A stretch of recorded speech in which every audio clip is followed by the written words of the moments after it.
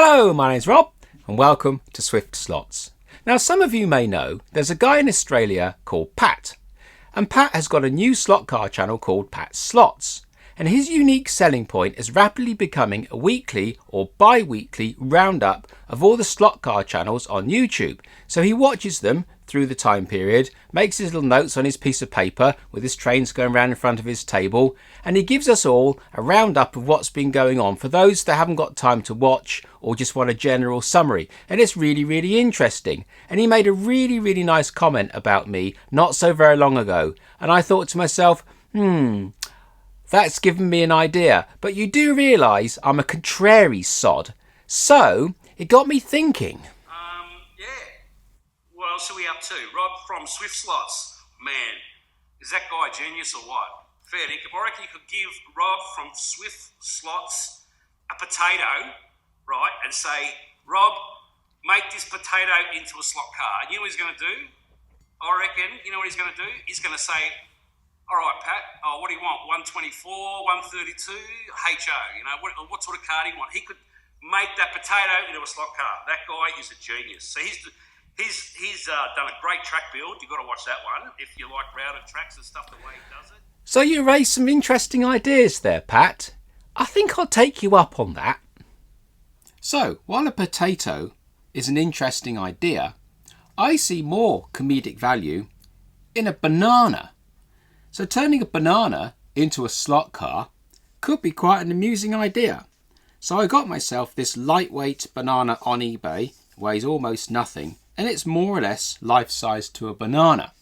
So what I'll do is I'll show you all the parts that I've gone through out of my parts bin to turn this banana into a slot car. Now you may remember quite some time ago I bought a collection of 9 hot rod kits, and one of those hot rod kits I actually turned into a slot car not very long ago. But the reason why I bought that collection is for wheels and tyres and other parts just like this for projects like the banana. So these tyres here are actually hollow, so I can't actually use them as a rubber mould in and of themselves. So what I can do is copy the dimensions of this rubber tyre into a resin hard master, and then from that I can take a rubber mould, and then from that rubber mould I can actually make PU rubber tyres. And exactly the same with these wheels, more or less. I can copy these wheels, these two halves, into a rubber mould, and then from that I can then make resin castings of these exact wheels, and they'll join together the same as that, or I could pre-join them when they go into the mould so I can cast up one wheel in a hole. It just depends on how I'm going to do it. And the front tyres are exactly the same as well. They're exactly the same in principle, apart from the fact that these tyres I can actually use as the whole item because they're perfectly mouldable. They're actually solid with a little tiny rib on the inside, although the rib doesn't really matter because the rib actually fits inside the rib that's naturally in this wheel.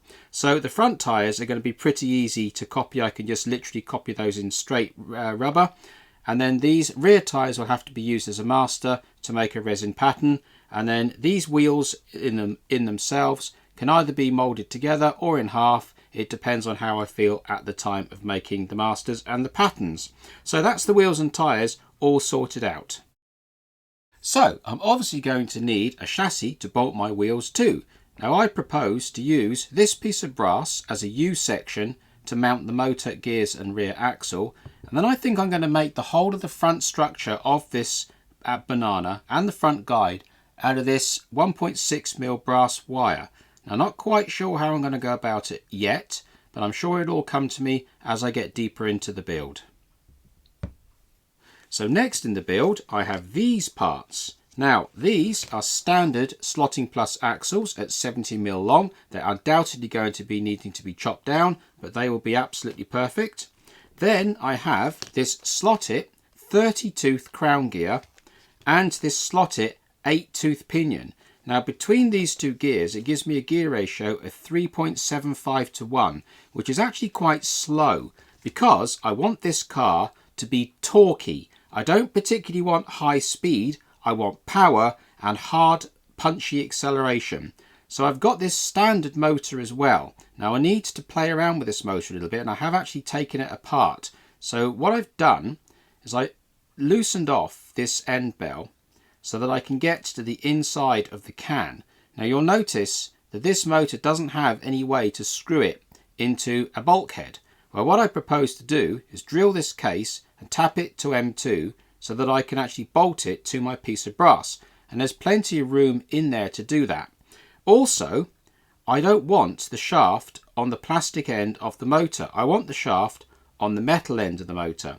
Now I could just buy a motor and use it in exactly the way that it was intended, but I thought it'd be more fun to buy a motor with the wrong shaft at wrong end and no threads on the end bell, and actually reverse this motor just for fun, just because it seems like a bit of a interesting little side project that some of you guys may actually find useful going forward. You may end up with a motor and you might want the shaft on the other side and you've got no other option. So that if I do it in this video, it'll be referenced and then you can see how I've done it, and then you can do it yourself at some point. So modifying this motor entirely might be useful to somebody, so that's why I'm doing it that way. So that's my standard motor. So obviously with 3.75 to 1, that's going to be quite torquey. So this motor doesn't have to be particularly fast because I want acceleration. So I'll actually have a nice bit of torque through my gearing, if not torque through the motor itself. So that's what I got there.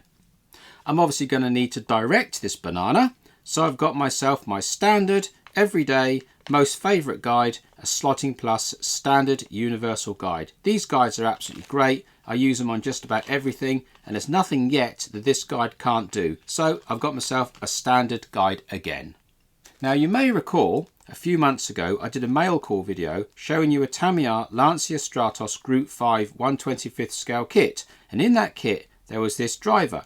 Now this driver is ideal for lots of projects, but obviously I only have one. So what I intend to do is take the arms and body and head off of this sprue and mould him into rubber so that I can then recreate as many as I need into resin. Now this man will fit beautifully in my banana, so that's what we're going to do. We're going to use this as the master, and then we can get a casting from that for the banana and many other projects. Now I bought these rear view mirrors for a project, but honestly to me they do look a little bit small for 1/25th.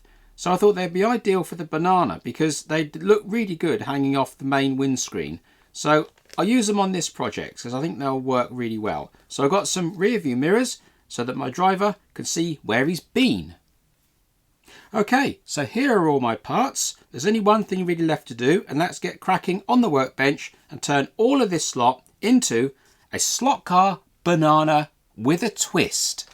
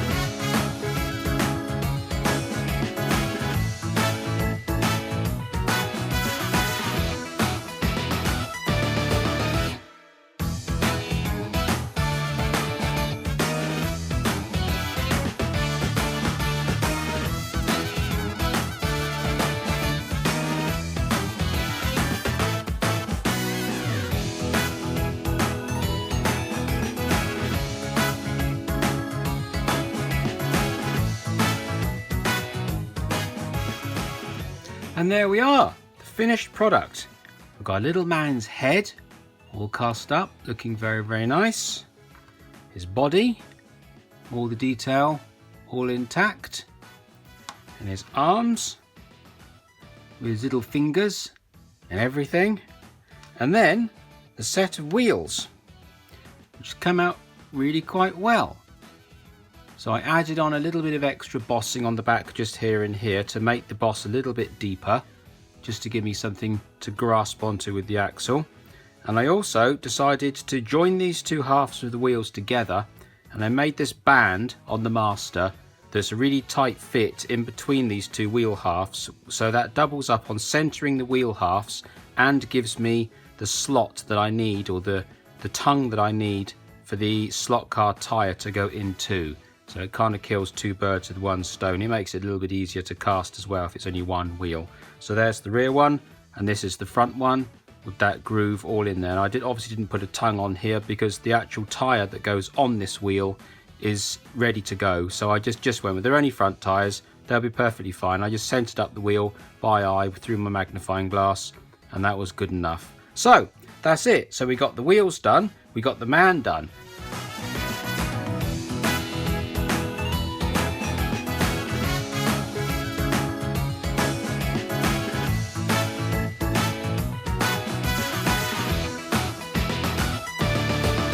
And there you have it, one full set of cast resin wheels with one set of cast 30 Shore PU rubber tyres, all ready to go. And the front tyres fit on really nicely, so with a little bit of Sally Hansen's Hard as Nails nail varnish, that will bond the tyre really well to that wheel, and that'll be absolutely perfect. And exactly the same with this rear wheel, a little bit of Sally Hansen's on there, and that will bond that really, really firmly. And as you can see, the tyre is nice and flat, the surface looks really good, and there's the cut line on the back. So we're all ready to go. So that's the most important part of this whole job now, the wheels, which means now we can design the chassis.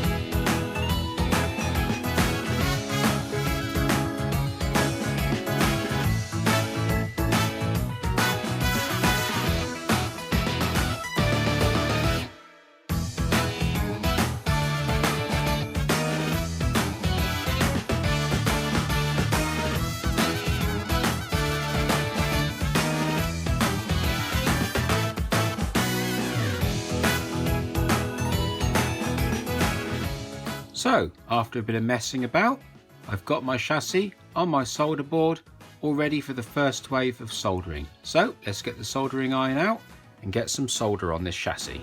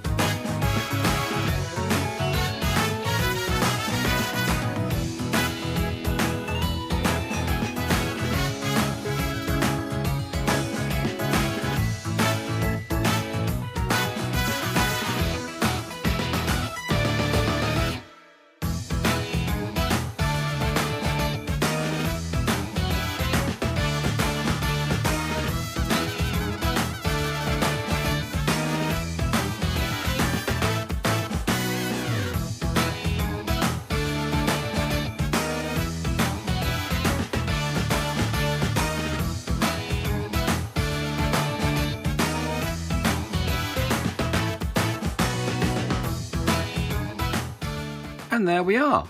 That's the basic chassis all finished. Now you may be thinking to yourself, Rob, that's a very strange chassis. And you'd be right. It's a strange chassis for a very strange job. So what I shall do now, I shall assemble it all up and you can see what it looks like all together.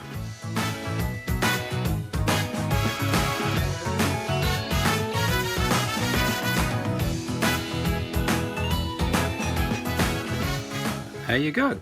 All assembled exactly as intended. So you can now see the motor shaft having been pushed down through the motor and engaging perfectly into the crown gear. You can also see the can end of the motor drilled and tapped to M2.5. I ended up going up one size larger just to get a bit more meat inside the can. If I put power to it, runs absolutely beautifully, no problems whatsoever, as you would expect slotted gears to do. Right, so now the basic chassis is done and all the drivetrain is in, we'll now need to think about making the guide.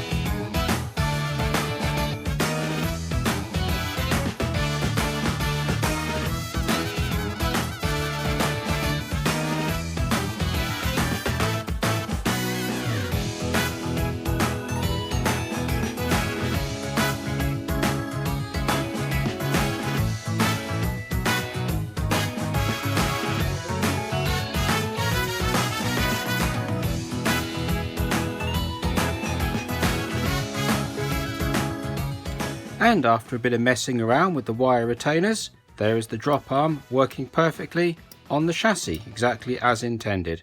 So there's the slotting plus guide, all nice and free to turn, and then we've got the scalloping either side to allow the wires to pass, and we got the drop arm retainer here so that it controls the drop, and as you can see, it's dropping perfectly under its own weight. Now there's a good reason as to why we've used a brass guide holder at the front, and all will be revealed later on. Right, so that's the chassis finished. Now it's time to get the wheels mounted to it.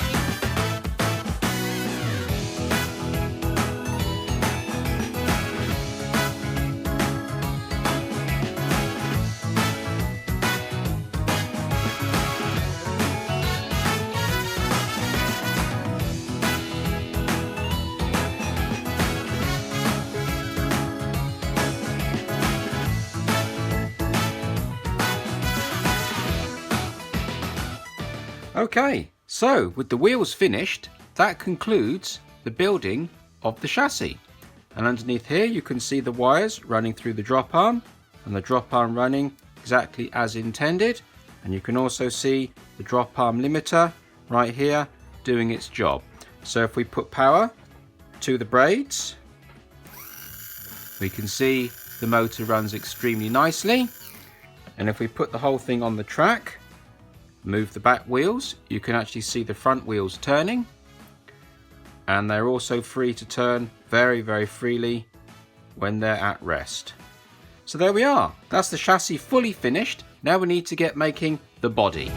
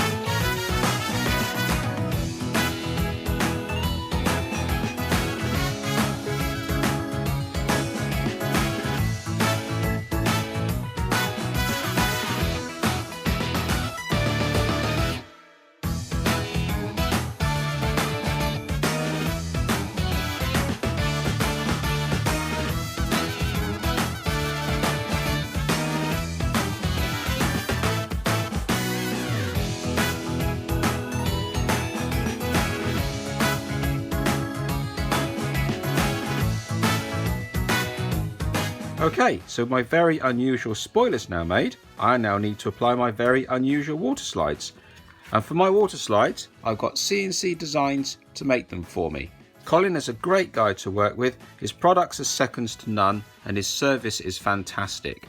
So you can see a selection of these water slides here, and this is a sheet of water slides I've had pre-done, ready for other projects. I've got 132 there and 124 here. So when they ship to you, they come in these wonderful cardboard lined envelopes, and they also come in these sealed cellophane packets, so they always get you in good condition. Right, so with that said, we need to get these on those.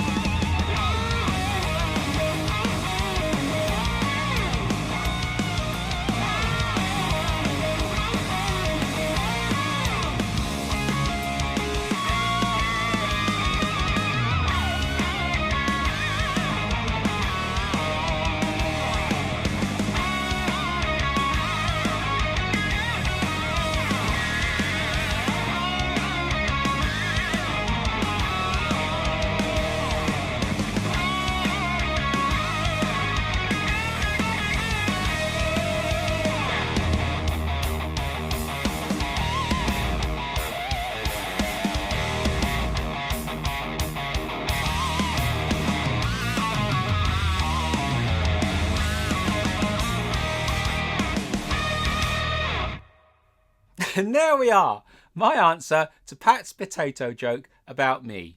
A banana, obviously. Now I understand that these fantasy builds aren't everybody's cup of tea, but I do hope that you guys that have stayed to the end to watch this video will see that all the techniques that I've used on this car are applicable to all slot cars. The chassis, the tyre, the wheels, the little driver, even making the spoilers. It's all appropriate to other slot car building.